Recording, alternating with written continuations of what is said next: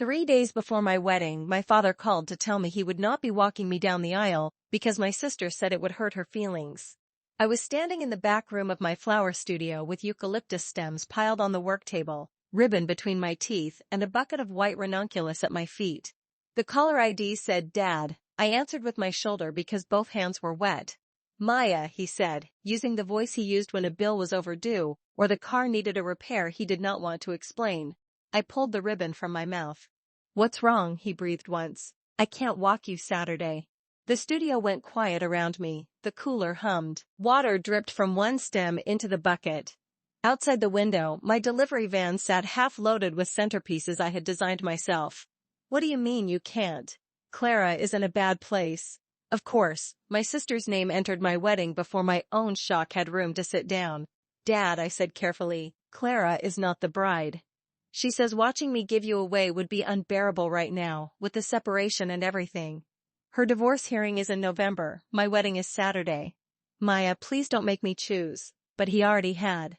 My father, Thomas Sullivan, had been choosing my sister for 34 years. He chose her recitals over my competitions, her law school tuition over my business loan, her silence over my hurt, her children over every boundary she had ever broken. Still, some childish part of me had believed he would stand beside me for 60 feet. "Did Clara threaten you with the kids again?" I asked. He did not answer. That was answer enough. My voice came out calmer than I felt. "Okay, Dad." "Maya, don't be like that." "Like what?" "Dramatic." I looked down at my hands. Green water under my nails. A thin cut across my thumb from floral wire. Hands that had built a business, rented a studio, paid vendors, planted gardens, and arranged every flower for my own wedding because I wanted the place to feel like something I had grown instead of something I had purchased. "I'm not being dramatic," I said. "I'm listening." He sighed, relieved that I was not screaming. That relief hurt more than the news. 10 minutes later, my mother called to make sure the knife went in clean. "Your father told you," she said. "Yes." "Then do not turn this into punishment. Plenty of brides walk alone now. It is independent, very modern." My mother, Eileen, could make abandonment sound like a lifestyle trend. I asked him a year ago. And he said yes before Clara's life fell apart. "My wedding is not responsible for Clara's marriage." "No one said it was, but your sister is fragile." I closed my eyes. Fragile. Clara had thrown dinner plates at her husband in front of their children, but she was fragile. Clara had told my father she would keep the twins from Thanksgiving if he walked me down the aisle, but she was fragile. Clara had spent a lifetime demanding the room, and I was expected to become smaller so she would not feel crowded. "What am I?" I asked. My mother paused. "You have always been stronger." That was the family sentence that followed me everywhere. "You are stronger." It sounded like praise until you learned it meant nobody planned to protect you. My name is Maya Sullivan. I am 31 years old. I own a small floral and garden design studio in Hawthorne, New Jersey, called Root and Ribbon. I design wedding flowers, courtyard gardens, school pollinator beds, and sympathy arrangements for people who cannot find words. I know how to make things bloom after a hard winter. It took me longer to learn that some people are not winter. They are weeds. I grew up in a split-level house on Marlowe Street, where the basement smelled like laundry soap and old cardboard, and the backyard was a square of patchy grass my father swore he would fix every spring. Clara was 3 years older, first born, first praised, first forgiven. She had glossy hair, perfect handwriting, and a way of crying that made adults move toward her like she had pulled a fire alarm. My father introduced her like an achievement. "This is Clara, she's going to be an attorney." He said it when she was 12.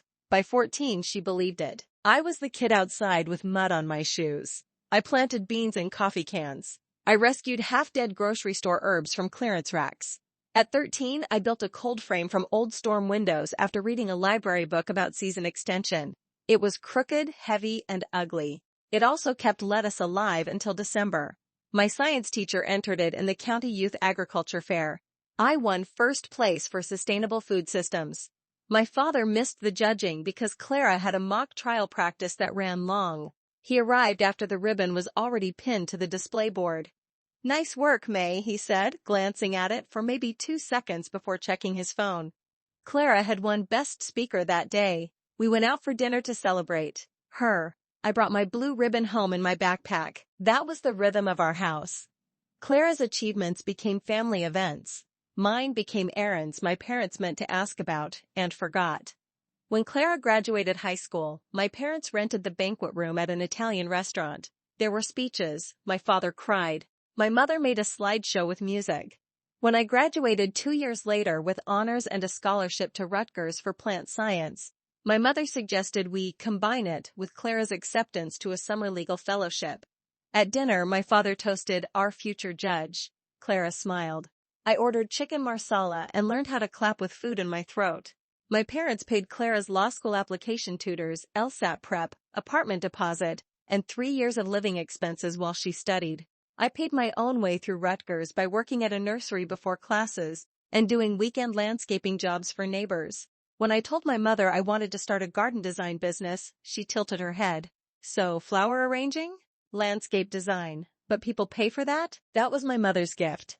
She could turn any dream into a hobby with 4 words. At 21, I came home for spring break with a portfolio full of planting plans and photos from a campus greenhouse restoration project. I had redesigned the neglected East House, cleared fungal rot from the benches, and helped set up a propagation system for native perennials. My professor had written a recommendation letter calling me unusually practical and visually disciplined. I placed the folder on the kitchen table after dinner. I wanted to show you what I had been working on. My mother was loading the dishwasher. Clara was home for the weekend from law school, complaining that one of her professors had given her a B+ on a memo. My father was reading the sports section. In a minute, he said. Clara kept talking. It is just insulting because he said my argument was strong but not concise. Concise? Legal reasoning is not supposed to be cute. My mother turned from the dishwasher immediately. That sounds unfair. My father lowered the paper. Can you appeal it? I sat with my portfolio under my hand for 20 minutes while they discussed Clara's B+ like a family emergency. When there was finally a break, I opened the folder. My father looked at the first page. Plants, he said. Yes, this is the restoration plan. Looks nice. He went back to the paper. I closed the folder quietly. That was the night I stopped bringing my work home for approval. Years later, when Root and Ribbon got its first commercial contract, my mother asked why I had not told her the business was becoming serious. I told her I had told her many times. She said, you know what I mean. I did know. She meant she had not known when to start being proud in public. People did pay for it. At first, not enough. I lived on instant noodles and seasonal contracts. I drove a van with a heater that only worked if I hit the dashboard. I learned bookkeeping from online videos and cried over quarterly taxes in a grocery store parking lot. I built Root and Ribbon one client at a time, one backyard, one wedding arch, one school garden. By 29, I had a studio. By 30, I had 2 part-time employees and a waiting list for spring installations. My father called it Maya's Flower Thing, until a local magazine featured my redesign of the Hawthorne Library courtyard. Then he started forwarding the article to people with no message attached, as if pride were too risky to type. I met Jonah Reed at a municipal project meeting 3 summers before the wedding. The town had hired me to design a rain garden near a flood-prone intersection.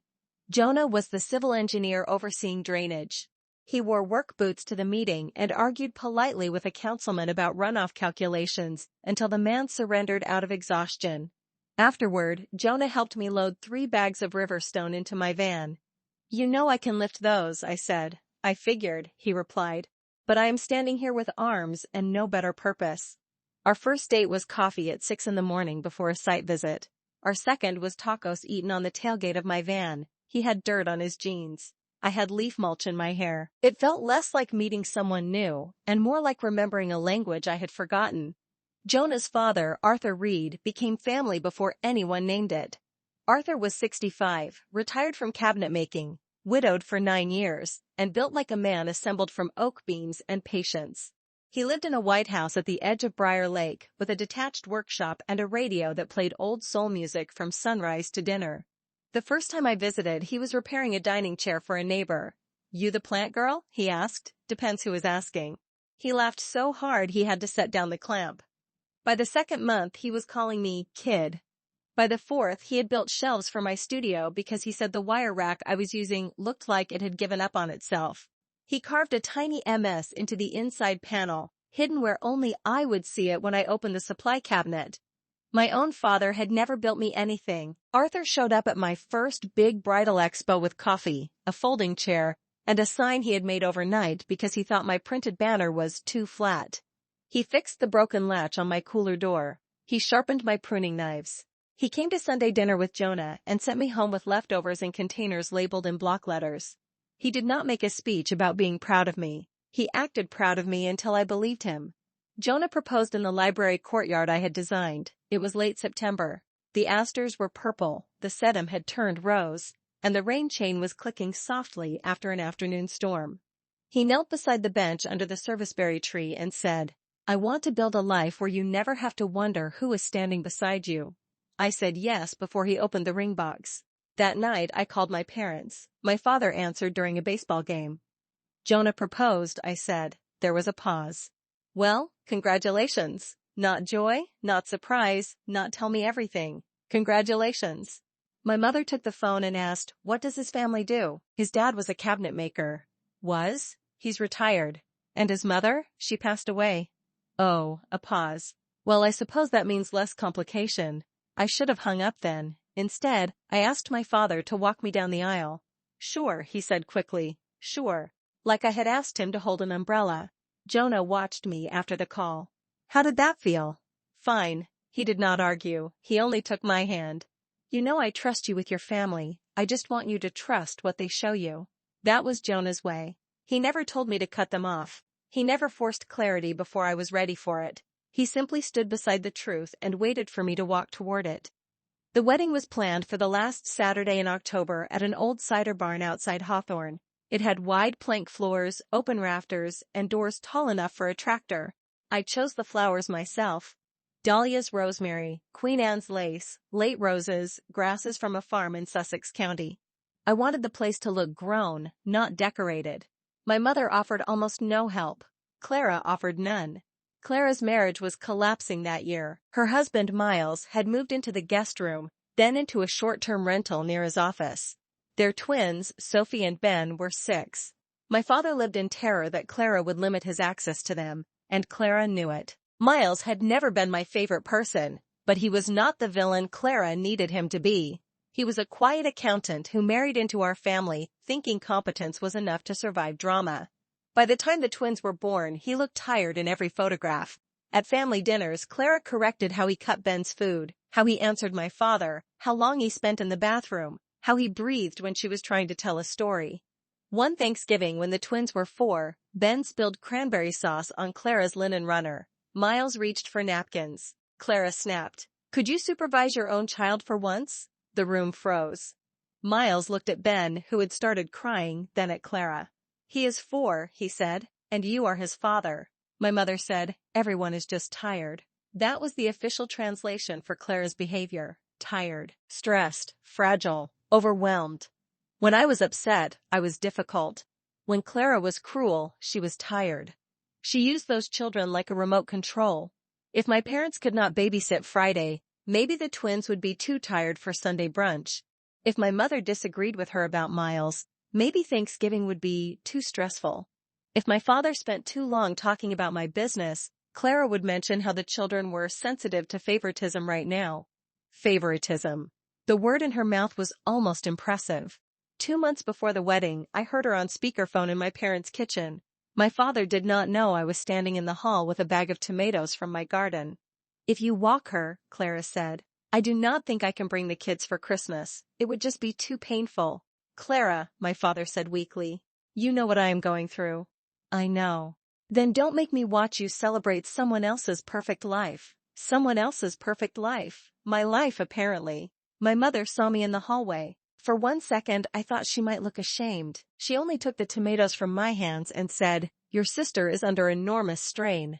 She just threatened to keep your grandchildren from you if Dad walks me down the aisle." My mother put the tomatoes in the sink as if washing them were suddenly urgent. "You should try to have compassion." "For which part?" "Maya." "No, I'm asking. Should I have compassion for Clara's divorce? Or for the way she is using her children to control Dad?" My father appeared in the kitchen doorway then. His face was pale. He had heard enough to know I had heard everything. "It is complicated," he said. "It is not complicated. It is ugly." My mother turned sharply. Do not talk about your sister that way. The tomatoes sat in the sink between us, red and split from the heat of the car. I remember thinking they looked like little hearts. You never tell her not to talk about me. Nobody answered. That was when I understood that my parents were not confused by the pattern, they were invested in it. If Clara stayed fragile, they could stay needed. If I stayed strong, they could stay comfortable. The call 3 days before the wedding was not a surprise, it was the bill coming due. After my mother told me to walk alone, I sat on the studio floor between buckets of flowers until Jonah found me. He had come to drop off the copper lanterns for the aisle. He sat beside me without asking what happened. That was one of the reasons I loved him. He understood that grief often needed a witness before it needed words. Dad backed out, I said. Jonah's jaw tightened once. Because of Clara? Because of the twins? Because of Christmas? Because I am strong and she is fragile, and apparently the aisle is a family resource she can reserve. He took my hand. What do you want? I do not want to walk alone. Then you will not. I looked at him. Don't say yourself. I want to walk to you, not with you. I was not going to say myself. He smiled, small and careful. My dad has been practicing how to pin a boutonniere for 2 weeks. He thinks I do not know, but the man has watched 4 videos. I laughed. It broke out of me unexpectedly. Jonah. He would say yes before you finished asking. It feels unfair to ask. Maya, he has been hoping you would. I drove to Arthur's house the next morning. He was in the workshop, sanding a cabinet door under a cone of yellow light. The air smelled like cedar, coffee, and the faint bite of varnish. He looked up when I stood in the doorway. There she is, he said. I have a question about the archbase. Jonah says it is overbuilt. I say gravity is rude and should be discouraged. Arthur? He set down the sandpaper. One word was enough. I told him my father was no longer walking me. I told him why. I did not dress it up. Arthur listened without interrupting. When I finished, he wiped his hands on a cloth and came around the workbench. What time do you need me? 5 words. No hesitation, no pity, no insult toward my father, no demand for details that would make him feel powerful. The ceremony starts at 1. I will be there at 11:30. You don't have to. Kid, he said gently, I know. That was when I cried, not on the phone with my father, not after my mother called, not on the studio floor. I cried in a cabinetmaker's workshop, because a man who owed me nothing made room for me without being asked twice. Arthur did not hug me immediately. He waited until I stepped toward him. Then he folded me into his arms, one hand firm between my shoulder blades. You are not walking into that barn alone, he said. By Thursday afternoon, my best friend Tessa knew everything.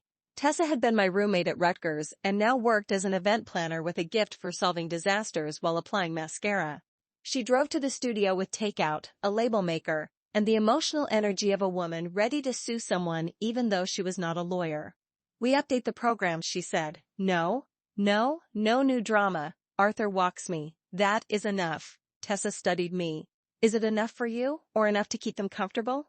I hated that question because it was useful. We compromised. The programs would not announce anything, but the reserved front row seat where my father would have sat was changed to Arthur Reed. I wrote the card myself. Arthur Reed, family. Tessa read it and nodded. That will do.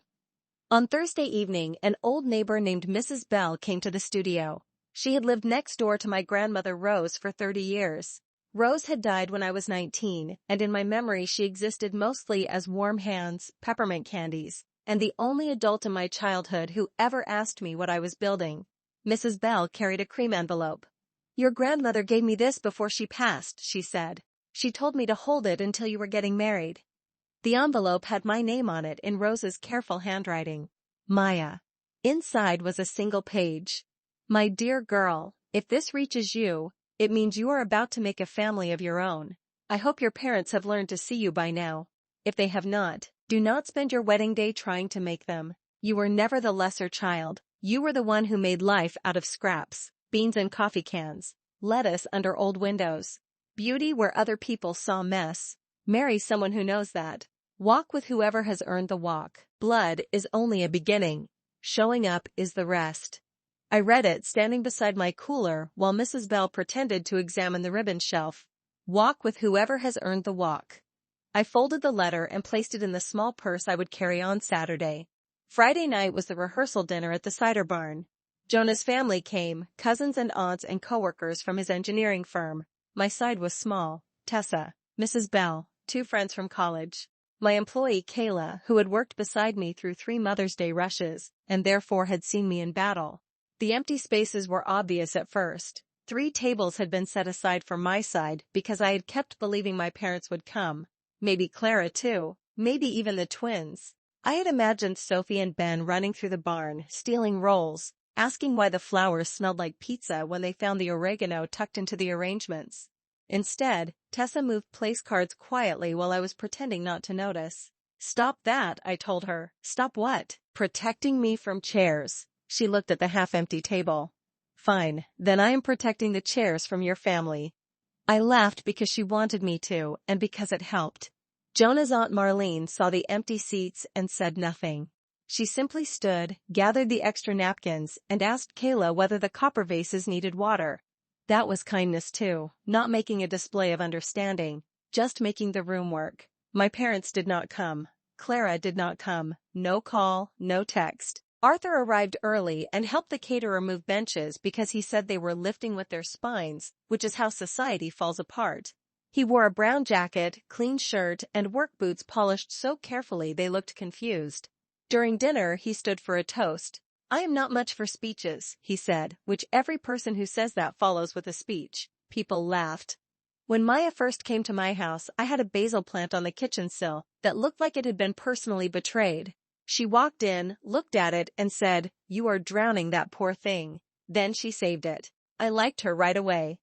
Jonah took my hand under the table. Arthur looked at me. I had a son. I did not think I would get a daughter too.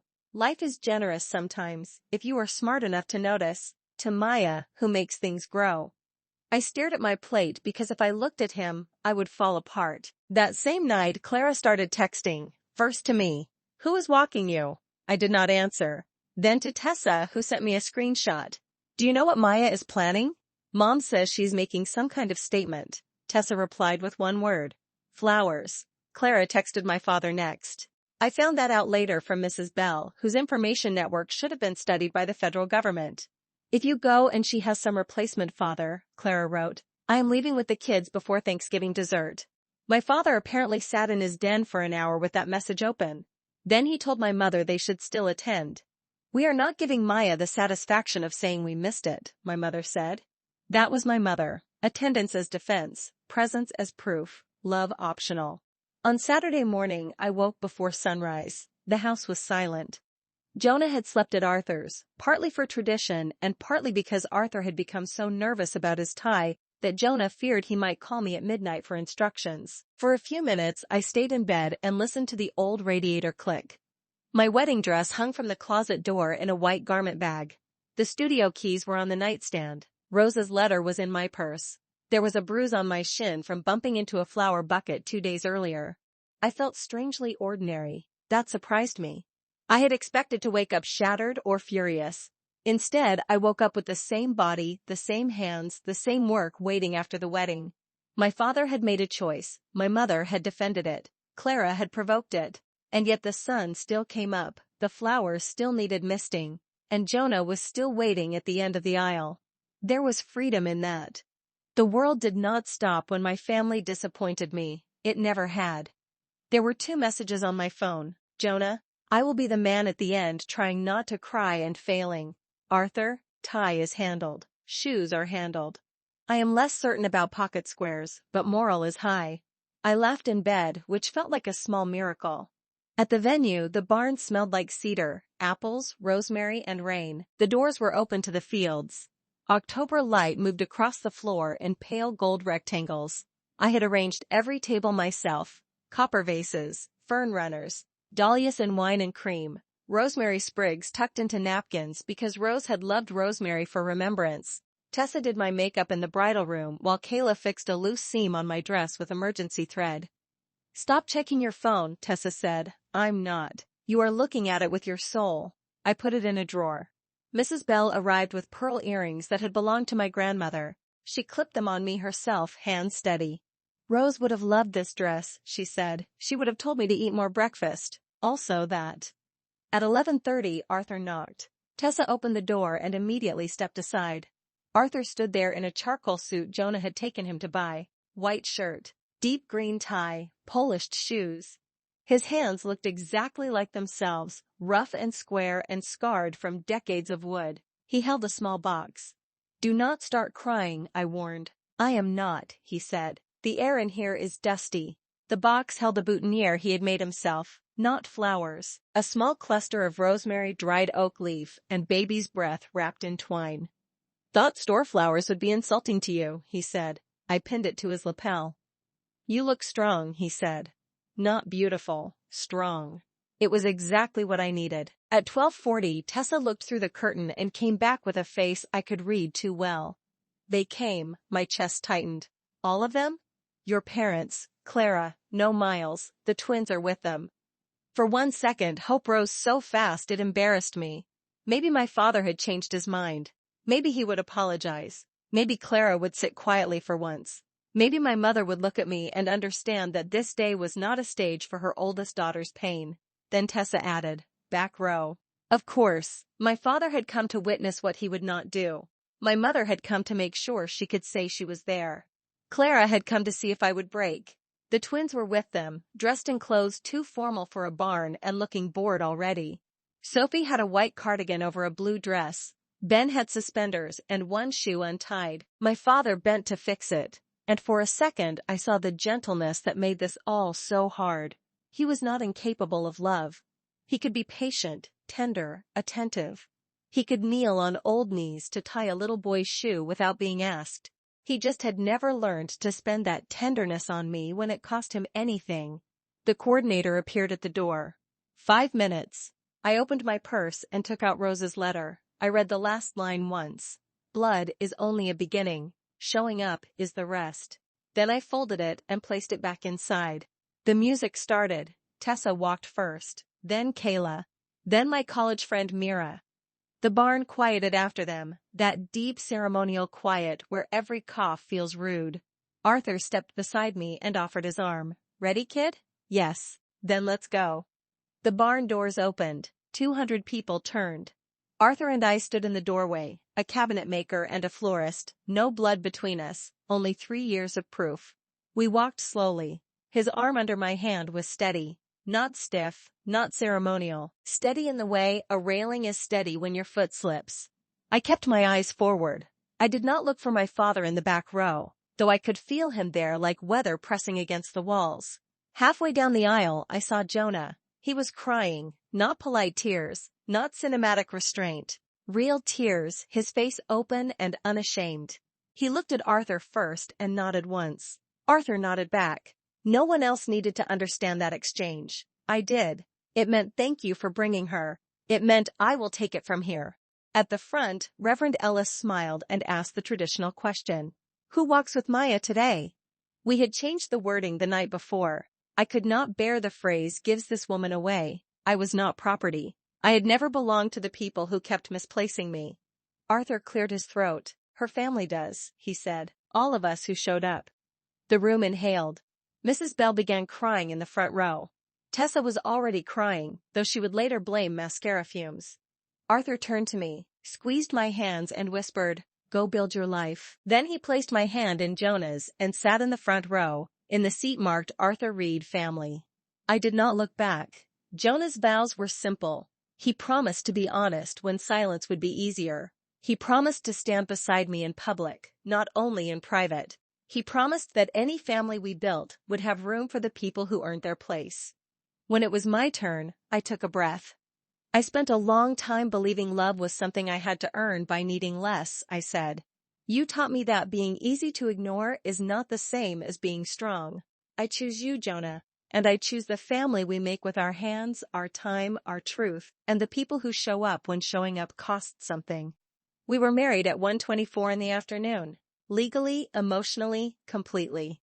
The reception began under strings of warm lights. The barn doors stayed open to the fields. People drank cider from glass mugs. Children ran between tables. My flowers held up beautifully, which I realize is not the point, but I worked hard on them and they deserved credit. People noticed the back row more after the ceremony. They tried not to stare, which somehow made it more obvious. Guests from Jonah's side leaned together and whispered. My college friend Mira asked Tessa, not me, whether my father had been ill. Tessa, loyal and precise, said, no, he chose not to walk her. That sentence traveled faster than the past appetizers. By the time dinner started, everyone understood enough. They did not know the full history, the missed science fair, the graduation dinner, the tomatoes in the sink, Clara's threats about the twins. But they knew a father had sat in the back while another man walked his daughter forward. Sometimes a single image carries a whole biography. My mother held herself stiffly through the salad course. Clara kept checking her phone. My father watched Arthur help Mrs. Bell with her chair, then watched Jonah bring me a glass of water before I asked. He was seeing, maybe for the first time, that care does not require dramatic talent. It requires attention. Arthur gave a toast after dinner. I promised myself I would keep this under 2 minutes, he began. Jonah has a timer. I raised a cruel son. People laughed. The first time Maya came to Sunday dinner, she brought a jar of something called compost tea and told me it was for my tomatoes. I thought she was trying to poison me. Turned out she was saving my garden. More laughter. I have watched her build a business out of mud, weather, and stubbornness. I have watched my son become a better man because he wanted to be worthy of standing beside her. I do not know much, but I know this. Family is not the people who stand closest in photographs. Family is the people who carry the heavy end when no one is watching. He raised his glass. To Maya and Jonah, may your home always have good soil. I could not see my father during the toast because I refused to search for him, but Tessa later told me he stared at Arthur the whole time. My mother stared at her lap. Clara stared at me. Not angrily, not exactly. Like she was watching something leave her control. After the toast, I cut the cake. Lemon, my grandmother's recipe made by Mrs. Bell and my mother-in-law's sister, who had insisted she could follow instructions if supervised by a ghost. It tasted like childhood without the disappointment. My father approached while I was placing slices on plates. Maya, I turned. He looked older than he had on Tuesday. Not because of the suit or the lighting, because public regret ages a person quickly. Arthur did a good job, he said. Yes, he seems like a good man. He is. My father looked at the cake knife in my hand. I wanted to talk. About what? He swallowed. I made a mistake. The sentence should have felt like victory. It felt like receiving rain after the crop had already died. You made a choice, I said. He flinched. Maya, I was trying to keep peace. No, you were trying to keep access to Clara's children. His mouth opened, then closed. You chose Christmas over my aisle. My mother appeared behind him as if summoned by discomfort. This is not the time, she said. I looked at her. You are right. My wedding is not the time for Dad to explain why he abandoned his role in it. Her face hardened. Do not use that word. Which word? Dad or abandoned? My father looked at the floor. My mother took his elbow. Come sit down, Tom. He let her lead him away. That was the pattern of my life in one image, my father almost speaking, my mother steering, Clara somewhere nearby needing the oxygen, me holding something sharp and choosing not to cut myself with it. A few minutes later, I saw him standing alone by the barn doors. My mother had gone to Clara's table. The twins were outside with Jonah's younger cousins, chasing each other around a hay bale display. My father looked at the fields beyond the barn, where the late October grass had gone silver at the tips. For 1 second, I considered walking over. Then Arthur appeared beside me with 2 plates of cake. You ate nothing, he said. I had 3 bites of salad. That is not food, that is decoration with dressing. He handed me a plate and stood between me and the temptation to rescue my father from his own silence. Arthur did not know he was doing that, or maybe he did. The father-daughter dance came at 4, except it was not father-daughter. It was Arthur and me on the barn floor while Jonah stood beside the band wiping his eyes again like a man with allergies to happiness. The song was Stand By Me, slow and acoustic. Arthur held my hand carefully, his other hand on my shoulder instead of my waist. I step on feet, he warned, Jonah told me. That boy has never respected my privacy. I laughed and he smiled like he had been waiting all day to hear it. Around us, people watched. Some cried, some smiled. Some probably wondered whether blood had to be present to make a ritual valid. It did not. Arthur did not replace my father. He revealed him. In the back of the room, Clara stood and walked outside halfway through the dance. I saw her through the open barn doors, one hand over her mouth, the other gripping her phone. For once, I did not follow. I did not send Tessa. I did not ask my mother whether Clara was okay. I kept dancing. Some emergencies are only habits wearing costumes. My parents left before the bouquet toss. They did not say goodbye. The twins waved from the parking lot and I waved back because none of this was their fault. That night, Jonah and I drove to the little inn by the river where we would spend 2 nights before our longer trip in spring. My phone had 7 missed calls from my mother, 3 texts from my father and 1 from Clara. Clara said, "I hope you are happy." I was, not perfectly, not without ache, but honestly, so I did not answer. On Monday morning, I opened the studio at 7. Weddings end, but flowers do not care. I had a sympathy arrangement due at 9, a consultation for a school garden at 10:30, and 3 buckets of leftover rosemary to strip and dry. There is something merciful about work that has to be done with your hands. You cannot spiral too far when stems need trimming at an angle, and buckets need bleach water. You cannot replay your father's face forever when a grieving daughter is coming at 9 to choose flowers for her mother's funeral, and deserves your full attention. So I worked. I made a white and green arrangement with Lisianthus olive branch and 1 soft peach rose because the daughter said her mother hated anything too formal. I swept the floor. I answered emails. I wrote a proposal for the school garden that included sensory beds, a shaded reading corner, and a small rain chain, so children could watch water move instead of only being told where it went. At 10, Tessa arrived with coffee and a paper bag of bagels. How is married life? I have been married for less than 48 hours and have already stripped rosemary. So glamorous. Deeply. She looked toward my phone on the counter. Have you answered him? No. Good. You do not know which hymn. I know all the hymns, and the answer is still good. That made me laugh. It also reminded me that chosen family does not always arrive with soft voices. Sometimes it arrives with coffee, carbohydrates, and firm opinions. Arthur came by with a wedding gift he had been hiding for months. A work table for the studio. Maple top, cedar drawers, brass pulls. On the underside, where no client would ever see, he had carved, "Maya Reed, builder of living things." I ran my fingers over the letters. Too much? He asked. No. Good, because returning it would be awkward. At noon, my father's text appeared again. Can we talk? I placed the phone face down and went back to wiring eucalyptus. I was not punishing him. I was letting my life continue without rushing to soften the consequences of his choices. 2 weeks after the wedding, Clara called. I almost did not answer. I was at the school garden site, measuring the space where raised beds would go. Kids had drawn pictures of butterflies on construction paper and taped them to the classroom windows facing the courtyard. I answered on the 5th ring. Maya. Her voice sounded wrong, smaller. Miles filed, she said. I set down my measuring tape. For divorce? Yes. Wind moved through the empty courtyard. I'm sorry. Are you? Yes. I can be sorry your marriage ended and still not be available for what you did. She breathed shakily. I told Dad not to walk you because I wanted him to choose me. There it was. Plain, ugly, clean. I know. I thought if he walked you, it meant everybody was moving on without me. You had Jonah. You had your studio. You had this whole life that did not need Mom and Dad staring at you to exist. And I had a husband who would rather sleep in a guest room than speak to me. For the first time in years, my sister sounded less like a storm and more like a person standing in wreckage. That sounds lonely, I said. She started crying. I let her. I did not step into the old role. I did not comfort her until my own hurt disappeared.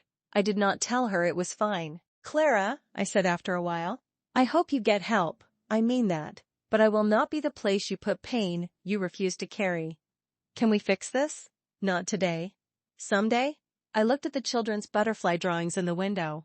Someday starts with you not using your kids to control Dad. She was quiet. I know. Good. I ended the call and went back to measuring the garden beds. The school wanted plants children could touch and smell. Lamb's ear, mint, lavender, thyme. Things that rewarded gentle hands. That evening, Clara texted me for the first time without asking for anything. I am sorry about the aisle. I stared at the message while Jonah washed dishes behind me. 4 words. Small words. Late words.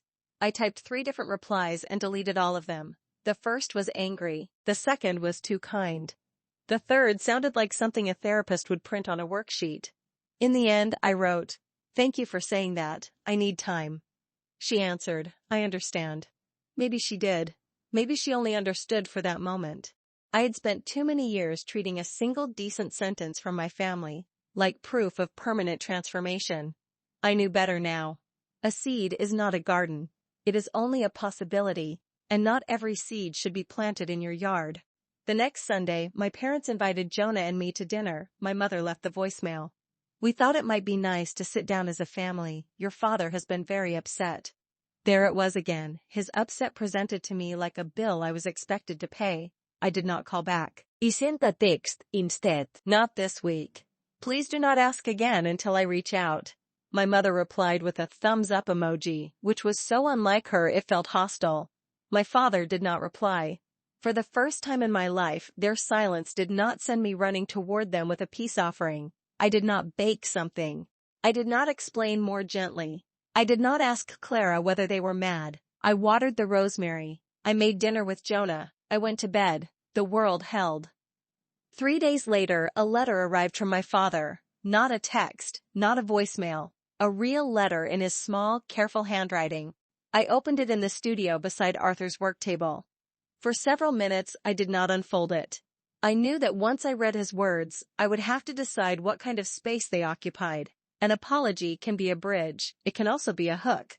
In my family, regret often arrived with an expectation attached. If someone said sorry, I was supposed to hand them comfort immediately, like a receipt proving I had accepted the transaction. I did not want to do that anymore, so I made tea first. I watered the basil on the windowsill. I checked the cooler temperature. I let the letter wait while I reminded myself that urgency was not the same as obligation. Then I opened it. "Maya, I should have walked you down the aisle. I knew it when I told you no. I knew it when your mother called you dramatic. I knew it when I sat in the back row and watched Arthur Reed do what I had promised to do. I have been telling myself for years that I was keeping peace. I was not. I was avoiding discomfort and calling it peace. I let Clara use the twins because I was afraid of losing them. I let your mother decide which feelings mattered because it was easier than arguing. I let you be the strong one because you made it easy to believe you did not need me. That was cowardice, not confidence in you. I saw the seat marked Arthur Reed family. I saw you walk past me without looking. I deserved that. He earned that seat. I did not. There is a photo of you at 13 with your cold frame in the backyard. You are holding lettuce like you grew gold. I kept it in my desk all these years, and still somehow failed to tell you I was proud.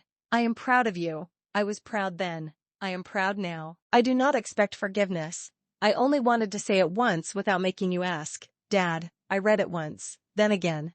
Then I folded it and placed it in the drawer with Rose's letter. 2 letters. One from a woman who saw me before she died. One from a man who finally saw me too late to walk beside me. Jonah came by at lunch and found me sitting on the floor behind the counter with both letters in my lap. "Do you want me to read it?" he asked. Not yet.